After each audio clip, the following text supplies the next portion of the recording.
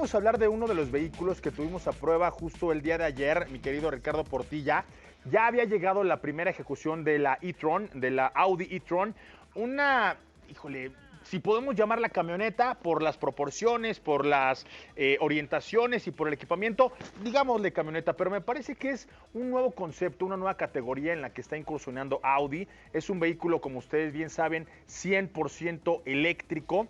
e-tron, entre otras cosas, llega como la gran apuesta de electrificación de Audi y entre otras cosas creo que la marca de los cuatro aros ha elegido a e-tron como un nuevo estandarte.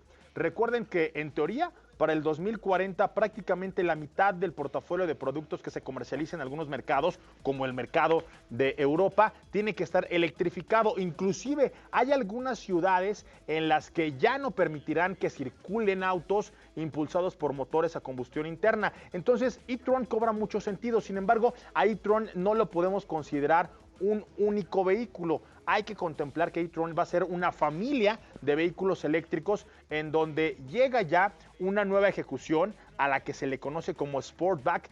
Audi e-tron Sportback, el nombre es un poco largo, pero la nomenclatura tiene mucho que ver. Es una ejecución que de primera instancia ya va a tener una caída muy cortada, una caída muy coupé, una caída muy deportiva, con la que evidentemente Audi está tratando de demostrar que lo que hizo muy bien, por ejemplo, con Q8, va a replicarlo con esta, la más reciente actualización de e-tron. De entrada, desde que tú lo ves, es prácticamente una nave espacial por dentro y por fuera. Y una de las grandes experiencias que tuvimos el día de ayer, la noche de anoche, es precisamente haberla manejado de noche. ¿Por qué?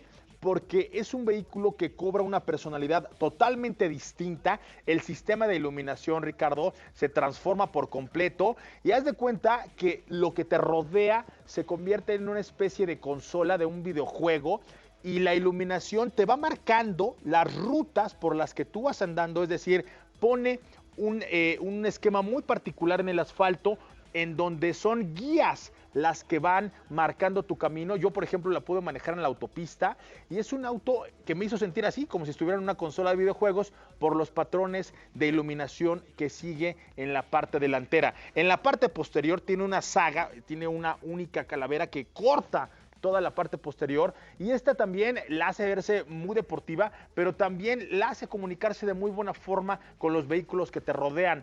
Otra de las cosas que me sorprendió muchísimo y que afortunadamente ya había tenido la experiencia de probar, si no me hubiera sacado mucho de onda, es que ya no tiene espejos, exactamente, amigo. Ya no tiene espejos laterales retrovisores. En el caso específico de este vehículo, ya tienes cámaras, un par de cámaras. Y yo recuerdo que esto por ahí del 2006, del 2007, eran únicamente artilugios que ubicaban en vehículos conceptuales, eran cosas que se veían como del futuro, ¿no? Que decías, bueno, a lo mejor las naves espaciales que ya empiecen a volar van a tener este tipo de cosas. Lo cierto es que hoy Audi los incorpora en un vehículo de producción en serie y que tienen en la parte interior una pantalla OLED que sobre todo de noche tiene un patrón de iluminación muy particular. ¿Por qué? Porque con que tú gires, es más, no tienes que voltear la cabeza como lo harías en un espejo retrovisor convencional. Con que tú gires nada más la mirada, con que tú lleves la mirada a la parte de la portezuela, vas a ver qué es lo que tienes en los costados.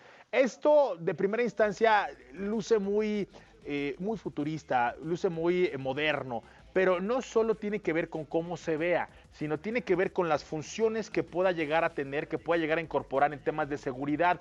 Porque a diferencia de lo que ocurriría, por ejemplo, cuando está empañado, ¿no?, tu ventana, o cuando no tienes una muy buena iluminación y pierdes esto en los puntos ciegos, por ejemplo, en el caso específico de estas nuevas cámaras, no va a ocurrir eso. Es un paso contundente hacia un auto muy seguro y me parece que este tipo de detalles poco a poco irán haciendo de los vehículos electrificados un puente entre lo que conocemos actualmente como vehículos de producción en serie y lo que vamos a tener en el futuro cercano con vehículos electrificados.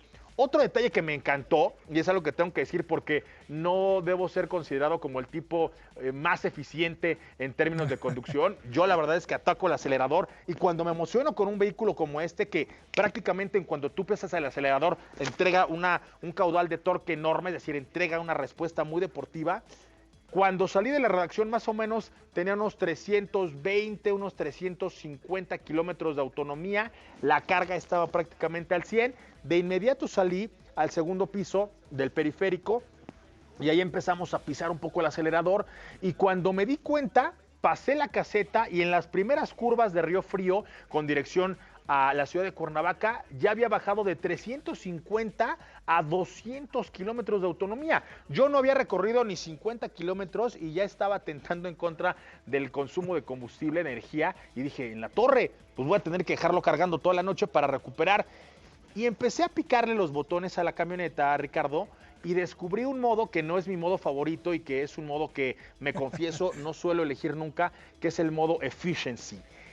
Entonces, la puesta a punto del vehículo cambió ligeramente, tenía una frenada regenerativa que me permitía, en cuanto yo soltaba el acelerador, por ejemplo, cuando empezó la pendiente, por ahí de la cima, que estamos más o menos a 3,000 metros sobre el nivel del mar, y de ahí empieza a bajar hacia el poblado de Tres Marías, la camioneta súbitamente, con la inercia con la que yo iba avanzando, empezó a incrementar el rango de autonomía y de los 200, 180 kilómetros que yo traía ya por ahí, empezó a 200, 220, 250, 300, 320 y cuando ya pasé la pera, la camioneta tenía inclusive un mayor rango de autonomía que el que tenía cuando yo empecé a manejar. Total, para no hacerles el cuento largo, llegué a mi casa, a su casa, con 420 kilómetros, una conducción que te va marcando qué tan eficiente es, que ya más o menos iba por el 90% de la eficiencia. Obviamente los pisotones que le puse cuando recién la agarré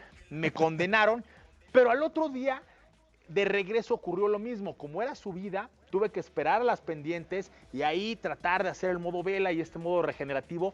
Regresé a la Ciudad de México con 220, más o menos 230 kilómetros, después de haber ido y regresado. Obviamente esto en un vehículo impulsado por un motor de combustión interna sería imposible. Aquí juegan muchas cosas a favor. Una de ellas es obviamente toda la tecnología que hoy incorpora esta Audi e-tron Sportback, pero sobre todo que también ya tienes muchos temas de aerodinámica que no frenan al vehículo y que aunque es un mastodonte porque es un vehículo muy grande, muy generoso de espacio, e inclusive se siente pesado en algunas curvas, también es un vehículo que hoy incorpora un tren motriz muy sofisticado que demuestra todo el poder de electrificación con el que ya cuenta Audi, Ricardo. Sí, realmente haciendo cuentas por lo que nos estás platicando, consumiste un promedio de 100 kilómetros en ir y regresar a Cuernavaca, cosas que difícilmente no logras con un vehículo de combustión interna. Y corrígeme si me equivoco, Cris, está integrando 3 motores eléctricos, ¿no es así? Así es, así es. 2 en el eje trasero, 1 en el eje delantero y en total, pues ni más ni menos que 496 caballos de fuerza. Así es, y es un vehículo que nada más para que te des una idea, porque la verdad es que la seducción de la velocidad y del poder que te dan estos vehículos, pues no es poca cosa, es un vehículo que ya puede aspirar a ofrecerte, por ejemplo, en términos de conducción, y hace rato que si lo comparamos con la Cupra Ateca, esta puede andar a 210 kilómetros por hora y te puede hacer un 0 a 100 en donde prácticamente es el poder del caucho el que lo limita, porque el caudal de torque que te entrega cuando tú pisas con decisión el acelerador puede ser como el de un taladro, Ricardo, a diferencia de lo que ocurre con un motor de combustión interna en donde la curva de aceleración va a ir progresivamente entregándote más potencia. En el caso de los eléctricos, lo único que los limita es el poder del caucho, es decir, que no destroces las llantas, porque si tú tuvieras todo lo que te puede dar este vehículo en potencia a disposición, pues obviamente que la física jugaría en tu contra, porque nadie podría anclarte al asfalto, ¿no? Sí, además también, bueno, los cambios estéticos que vemos en relación al Audi e-tron convencional que conocemos, también es el tema de la aerodinámica, se le ha hecho muchísimo más aerodinámico y obviamente esto repercute en mucha mayor eficiencia.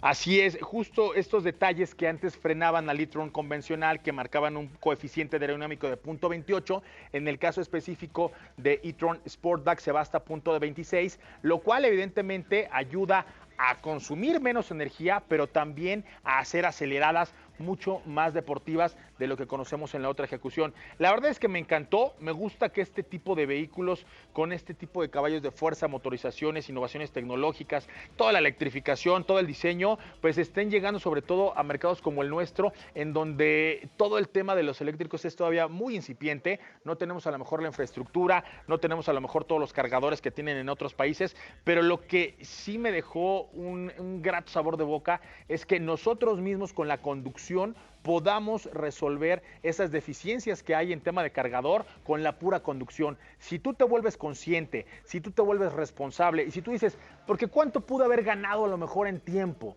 en un trayecto de 100, 120 kilómetros? Ni yendo como Schumacher hubiera bajado 10 o 15 minutos el tiempo en el que llegué. Y sin embargo, lo cierto es que al final de la experiencia sí gané en muchos kilómetros. Porque tú decías, prácticamente ningún vehículo de combustión interna lo hubiera podido hacer. Yo te puedo decir que en ninguno, lo he intentado en muchos. Llevo muchos años recorriendo esa carretera y en ninguna de las ejecuciones que he manejado antes resulta que cuando llego a mi destino tengo una mayor autonomía que cuando salí de mi punto de partida, Ricardo. Sí, además con un vehículo de combustión interna, la verdad que, bueno, tendrías que recurrir a muchas artimañas, ¿no? Para lograr recorrer estas distancias que realmente pues son prácticamente ilógicas que pudieras hacer en un recorrido real. Y tú prácticamente Así este e-tron pues lo hiciste en condiciones reales. Así lo es, amigo. Oye, los precios, ¿qué crees? ¿Quieres saber los precios? Venga, dígamelo. No te los puedo decir. Porque Audi nos impuso la ley Mordaza, ya es que les encanta, ¿no? Guardarse secretitos para cuando ya estén todos al menos más actualizados en la información. Fuimos los primeros que tuvimos la oportunidad de conducir este vehículo, fue un gran privilegio el que nos dieron y obviamente podemos hablar de las sensaciones de manejo, del equipamiento, del coeficiente de aerodinámica, de las cámaras con las que ya está equipado este vehículo, pero los precios están embargados hasta dentro de un par de semanas. Cuando esto ocurra, por favor, las vamos a compartir en las redes de @autos en imagen.